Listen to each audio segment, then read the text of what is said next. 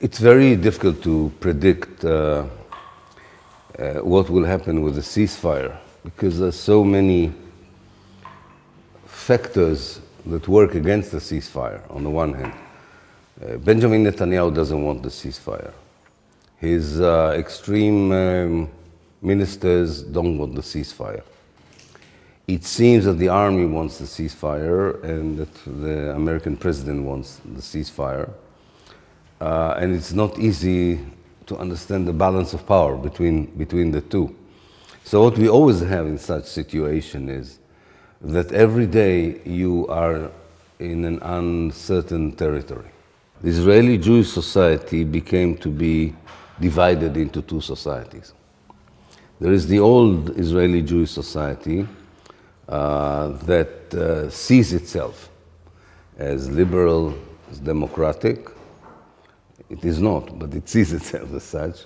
And there was another group that grew in the Jewish settlements in the West Bank with a lot of support among the more poorer sections of the society. So that's what I call the state of Judea. The state of Judea is the one that was born in the Jewish settlements in the West Bank, but has a lot of support in other sections of the Israeli Jewish society. There's a big difference between the two societies.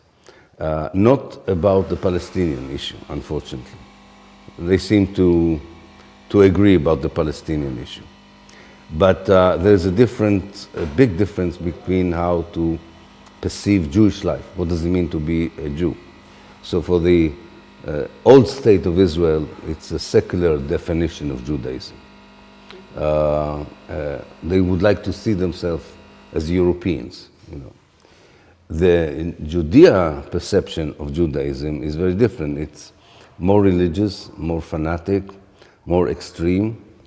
They would like Israel to be a theocracy, and they would like Israel to extend even beyond the West Bank and the Gaza Strip.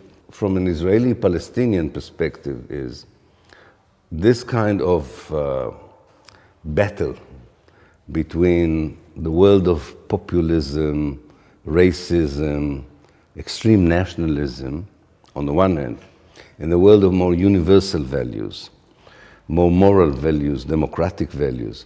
In this battle, Palestine and the Palestinians are winning when democracy and human rights are winning. Israel is winning when democracy and human rights are in danger.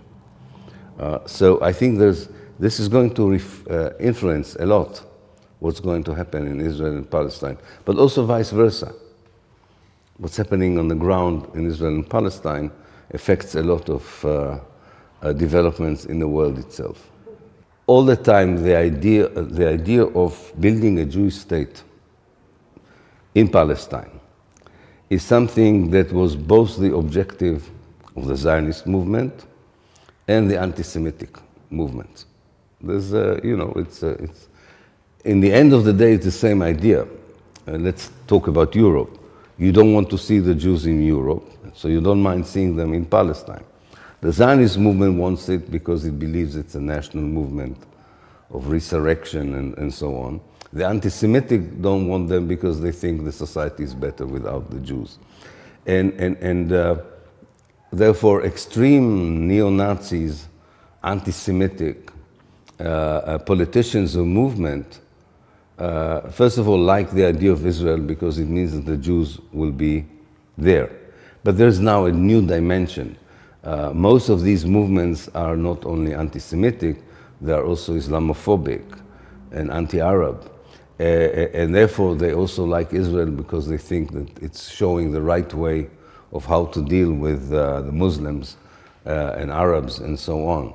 So I think Israel's best allies are now neo-Nazis in many ways and extreme right-wing politicians.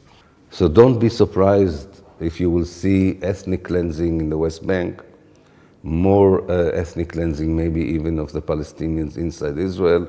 I think that's what awaits us, unfortunately. Gaza is not the end of this chapter, but that depends on the world. It depends on the international community, depends on the region.